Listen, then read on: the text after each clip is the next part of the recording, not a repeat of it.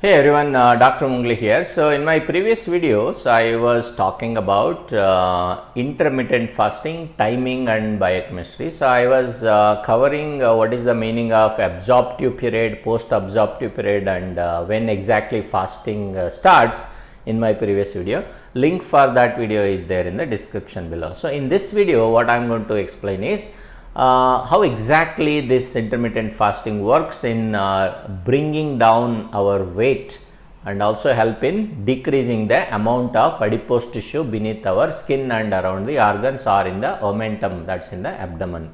So as you might know that in our gastrointestinal tract, around it we have a liver on the right side and we have a stomach on the left side, and also beneath the stomach we have pancreas, right? So this pancreas, it can be divided into exocrine pancreas and endocrine pancreas. So exocrine pancreas is involved in release of bicarbonate and all the pancreatic pancreatic digestive enzymes. So it's called as digestive juice, which helps in digestion process. Now the endocrine pancreas, it has alpha cells and beta cells. Alpha cells will release glucagon, whereas beta cells will release insulin. So, okay, now when we are in absorptive period, that is from the time of meal to 4 hours from there, it is an absorptive period. At this time insulin is predominant, which is coming from beta cells of pancreas and released under the influence of glucose. Okay, now what is the role of insulin? Insulin's role is, it's an anabolic thing. So what it does, it's going to make sure that our like glucose that we got in, or amino acids that we got in, or fatty acids that we got in, it is being used by the cell, and also whenever it is in excess, it is helping in storage of these molecules. Like when the glucose is in excess of our body need, what insulin will do is, insulin is going to safely store this glucose as glycogen in the liver, glycogen in the muscle, right?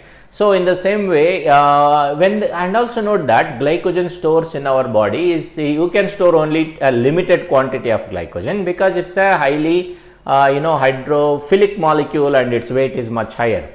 So when that happens, still if there is more glucose left, so at that time what insulin will do, insulin will make sure that glucose is converted to fatty acids, and fatty acids are attached with glycerol to make triacyl glycerol, and that happens mainly in the liver. And what liver will do with the triacyl glycerol, it's going to load it on to ApoB100 to make VLDL, and this VLDL enters into the blood, and from the blood VLDL is taken up by the tissues, mainly adipose tissue, that is the tissue beneath our skin and around the organs and in the omentum in the abdomen. So adipose tissue will take that triacyl glycerol from the VLDL and store there, right? So that's how we are going to build our adipose tissue mediated by insulin. So insulin, what it makes, whenever there is excess glucose, it is simply stores it in the form of glycogen or in the form of adipose tissue. So more number of hours you are in absorptive period, like you are eating between from the point of eating to 4 hours, you are in absorptive period. After 4 hours again if you eat, again your absorptive period continue for another 4 hours, and then you eat, you continue absorptive phase for another 4 hours. That means if you are eating continuously, so you are keeping your absorptive period going on, and that means you are keeping more insulin being active. So that means you are keep on accumulating things, and then we build on our adipose tissue, and that's how we gain weight, especially with the fat that is accumulated beneath the skin and around the organs and in the omentum of the abdomen. So this is how we put on weight. Okay, now how do you lose weight? So you just need to do the opposite of it. What is the opposite thing? So when you prolong that eating thing, right, like so absorptive period is 4 hours, from 4 hours to 10 hours, that is next 6 hours there, it is post absorptive period. In the post absorptive period, insulin slowly decreases and glucagon slowly goes up. What is the role of glucagon? Coming from alpha cells of pancreas. So glucagon, what it does, it is going to break things. So because when insulin is down, because glucose levels in the blood is going down, so that's why glucagon is coming up. And what glucagon does, glucagon is going to break glycogen in the liver and slowly release glucose into the blood, because blood glucose maintenance is important because our brain is dependent on glucose at least for 3 days of fasting.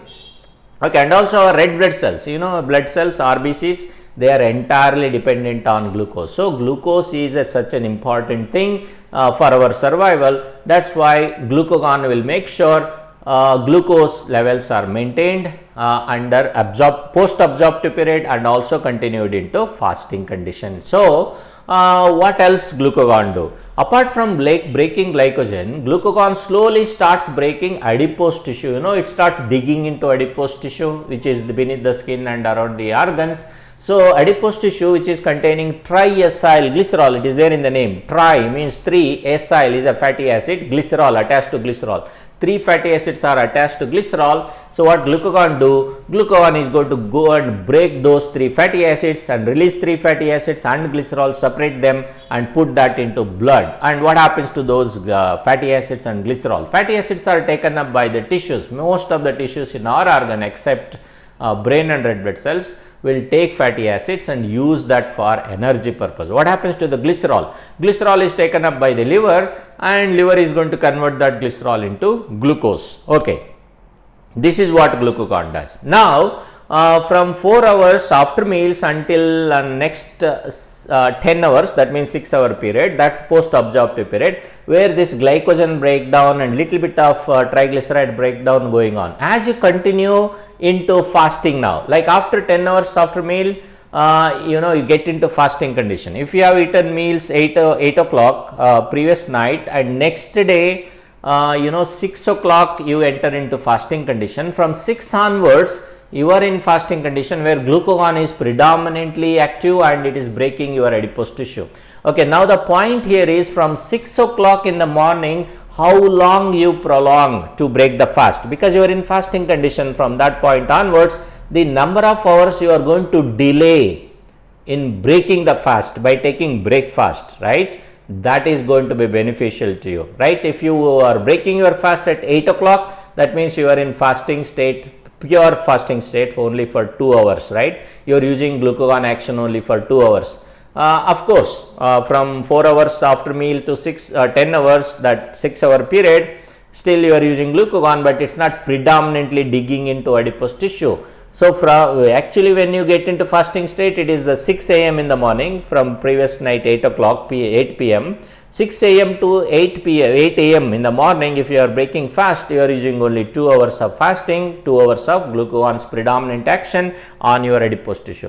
How about you are breaking your fast at 10 a.m. that means 6 a.m. to 10 a.m. 4 hours of fasting, you are using that glucagon action. How about you break your fast at 12 noon, that means from 6 a.m. to 12 noon, so that's 6 hours of fasting you are using. So, this is what is intermittent fasting is. So, that means by 12 noon from 8 p.m. previous night to 12 noon, it becomes 16 hours. So, 16 hours of fasting and 8 hours of eating window period. So, that is 16/8. That's the most commonly, most effective way of doing intermittent fasting. That means we are using about 6 hours of true fasting there to get the benefit of glucagon on our adipose tissue, thereby adipose tissue slowly breaking breaking down, releasing fatty acids, and fatty acids are used by our tissues. And also you give a lot of rest to your intestine. Intestine has to reset itself, intestine has to clean its mess and ready for the next meal. So, it's always good to give sufficient gap between meals, so that intestine is cleaned off its mess thing there, it is going to clean itself and be ready for our next meal, so that digestion and absorption is more efficient, and also the bacterial colony, so that kind of bacterial colony that you are going to maintain, it all depends on what kind of food that you are going to eat when you are in eating window. You have 8 hours of eating window in 16/8 concept of intermittent fasting. So, in that eating window, your eating has to be more of healthier type, like more plant based and also well balanced, more fiber rich, that kind of food if you are eating. So, you are feeding your gut bacteria more prebiotic kind of things. encouraging good bacterial colony to settle in the intestine, rather than eating junk food, unhealthy kind of thing, or more sugary type.